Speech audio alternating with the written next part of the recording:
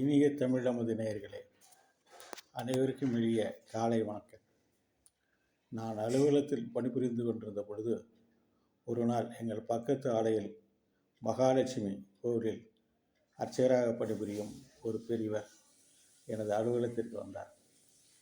அவர் கூறியதாவது, தன் மகள் ஹைதராபாத் தனது உறவினருக்கு சென்றிருந்ததாகவும், அங்கே அவளுக்கு உடல் சரியில்லாதனால் ஒரு பக்கத்தில் இருக்கிற ஒரு பெரிய மருத்துவமனையில் சேர்த்ததாகவும், அங்கு அவர்கள் அந்த பெண்ணை அவர்கள் தேர்வு செய்து பார்த்ததில் அந்த பெண்ணுக்கு இருதயத்திலே துவாரம் இருப்பதாகவும், அதற்காக ஒரு பெரிய அறுவை சிகிச்சை செய்ய வேண்டும் என்றும், ஏறத்தாழ 1,00,000 ரூபாய்க்கு மேல் செலவாகும் என்றும் தெரிவித்ததாகவும் என்னிடத்தில் கூறினார்.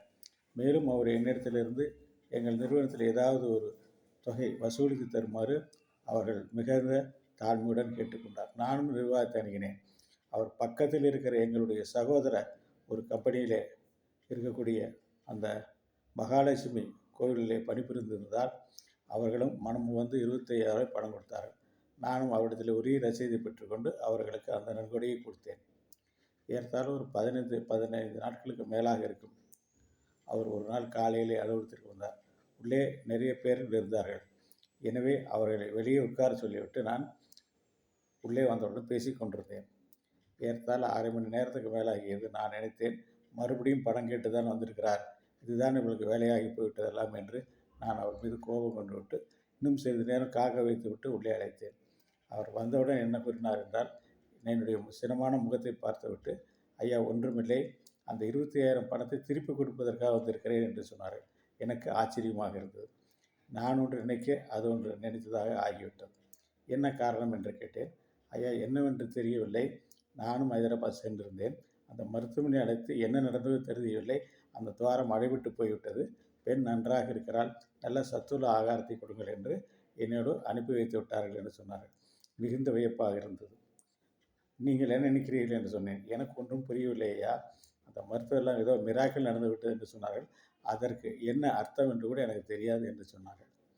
நான் இந்த 25,000 பணத்தை வாங்கி அது நிர்வாகத்தை செலுத்திவிட்டு அவருக்கு உங்களுடைய அந்த மகாலட்சுமி அருளால் இந்த ஒரு மிராக்கள் நடந்தது என்பதை கூறி அவர்களை நன்றியுடன் அழைத்து வைத்தேன். பின்னாலே 2 வருடங்கள் இருக்கும், எனக்கு எல்லாம் மறதியாகிவிட்டது. ஒரு பெண் என்னிடத்தில் வந்தால், அவள் இயந்திர வேலையிலே இன்ஜினியரிங் முடித்திருந்தால், அவள் வந்த சமயத்திலே நாங்களும் அவளுடைய நல்ல மதிப்பெண்களை பார்த்து நேர்முக தேர்வுக்கெல்லாம் ஏற்பாடு செய்தோம்.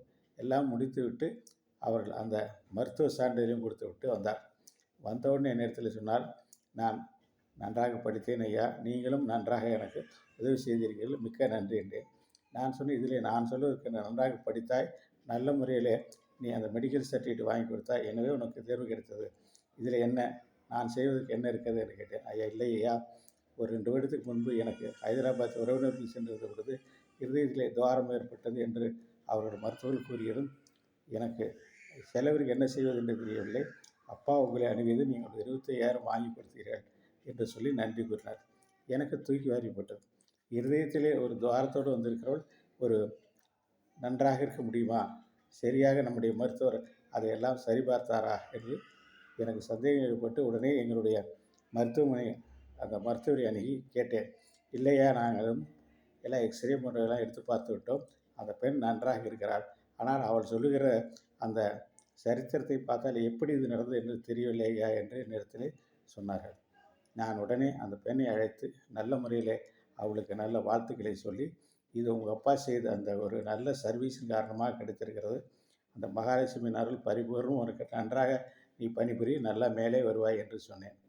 அதுக்கப்புறமும் ஒரு 5 வருடம் கழித்து அந்த பெண்ணுக்கு திருமணமும் ஆகியது.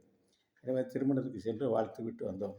இது எப்படி இருக்குது என்று சொன்னால், அதாவது கடவுளை நம்பினோர் கைவிடப்படார் என்பது போல அந்த ஏழை அர்ச்சகருக்கு அந்த நேரத்தில் இறைவன் தான் அருள் செய்திருக்கணும். இல்லை என்றால் வேறு வழியிலே அவளுக்கு அந்த பணத்தை செல்வதற்கு போதிய பணம் இல்லை. இதனால் நான் தெரிந்து கொள்ள வேண்டியது என்றால், கடவுளை நம்பினார் கைவிடப்படார் என்பதுதான்.